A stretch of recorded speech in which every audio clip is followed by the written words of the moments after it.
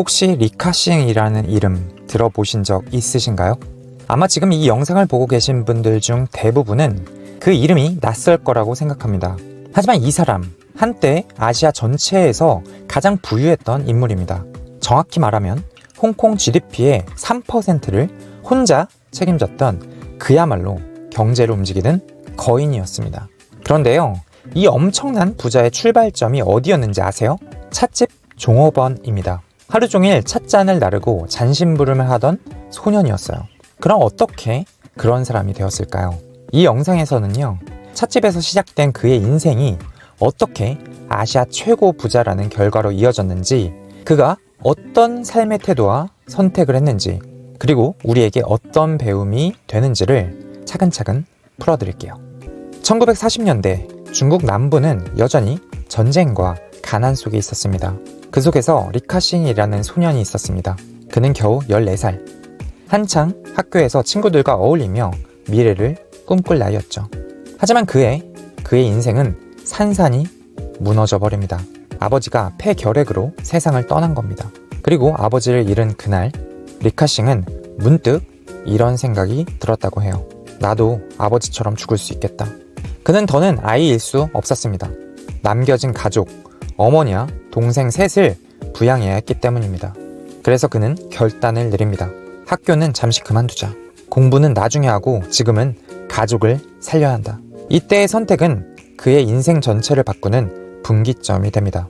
그가 처음으로 얻은 일자리는 찻집 종업원이었습니다. 당시엔 노동력이라는 것 자체가 귀했기 때문에 어린 소년이 일하는 것도 드물진 않았지만 그만큼 월급도 환경도 열악했죠. 하루에도 수십 번씩 차를 나르고 바닥을 닦고 물건을 옮기고 누구에게나 고되고 지루한 일이었습니다.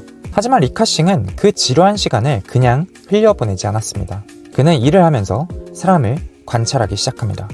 손님들이 어떤 말에 기분이 좋아지는지, 어떤 상황에서 불쾌해하는지, 직원들 사이의 긴장과 분위기, 말투, 눈빛, 행동까지도 하나하나 주의 깊게 보면서 마치 심리학자처럼 분석합니다. 그는 나중에 이렇게 말하죠. 찻집은 내게 단순한 일터가 아니었다. 사람을 배우는 학교였다. 이 경험은 이후 그의 사업 전반에 지대한 영향을 주게 됩니다. 그런데 어느 날 그는 차를 나르다 갑자기 심한 기침을 하기 시작합니다. 그리고 피를 토합니다. 그 순간 그는 본능적으로 느낍니다. 아버지처럼 나도 폐결핵일지도 몰라. 하지만 문제는 병원에 갈 돈이 없었다는 것이죠. 치료는커녕 진단조차 받을 수 없었어요. 그래서 그는 또다시 자신에게 직접 결단을 내립니다. 죽음이 두렵지만 할 수 있는 걸 다 해보자. 그는 새벽마다 일어나 찬 공기를 깊게 마시며 폐를 자극했고 식사는 오직 영양만을 고려해서 섭취했습니다. 당시 의학 지식이 거의 없던 시절이었지만 그는 본능적으로 자기 몸을 관리한 겁니다. 그렇게 몇 개월의 사투 끝에 기적처럼 몸이 호전되었고 이 경험은 그에게 또 다른 확신을 심어줍니다. 죽음조차 노력으로 이겨냈다. 그렇다면 이제 두려울 게 없다. 이후 그는 철물 공장에 입사하게 됩니다. 여전히 어린 나이였지만 그의 책임감과 태도는 어른 못지 않았어요. 그가 세운 첫 번째 목표는 지금 생각해도 놀랍습니다. 5성급 그랜드 하얏트 호텔에 납품하자. 당시 하얏트 호텔은 고급 중에 고급, 말 그대로 넘사벽 고객이었죠. 주변 사람들은 말렸습니다. 네가 상대할 곳이 아니다. 헛된 꿈 꾸지 마라. 하지만 리카싱은 매일 밤 호텔 근처를 돌며 직원들의 동선을 관찰하고 비서들과 자연스럽게 대화를 시도합니다. 결국 그는 사장을 직접 만나는 데 성공하죠.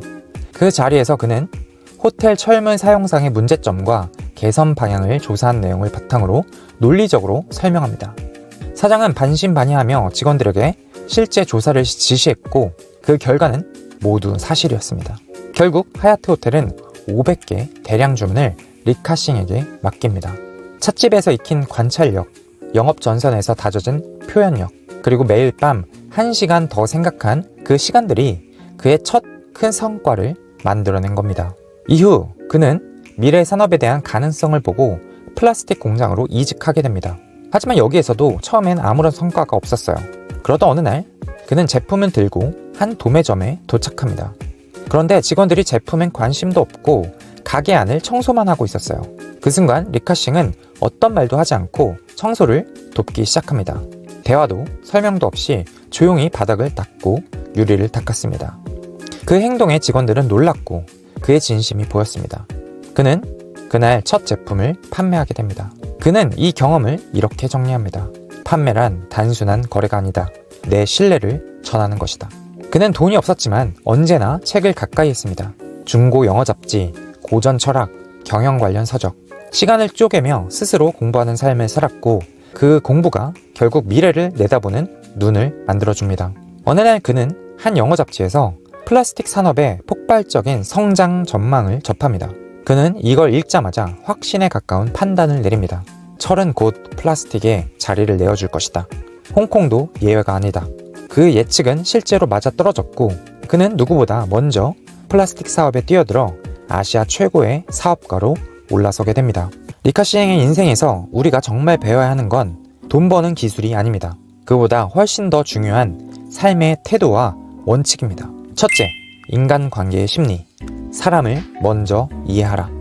찻집에서 배운 관찰력은 고객 설득, 파트너 관리, 팀워크 모든 곳에서 빛을 발했습니다. 사람의 마음을 읽을 줄 아는 능력. 그것이 그를 성공으로 이끈 시작점이었습니다.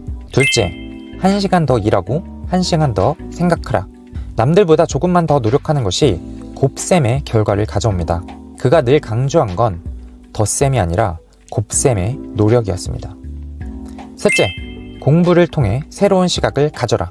미래는 준비된 사람에게 보입니다. 공부는 단지 지식을 쌓는 것이 아니라 세상을 바라보는 눈을 길러주는 도구입니다.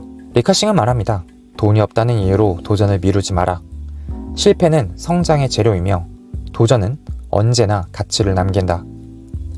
그의 인생에는 특별한 배경도 누군가의 도움도 없었습니다. 매 순간 지금 내가 할 수 있는 최선을 하자는 작은 결심 하나가 그를 찻집 소년에서 아시아 최고 부자의 자리까지 데려간 것입니다.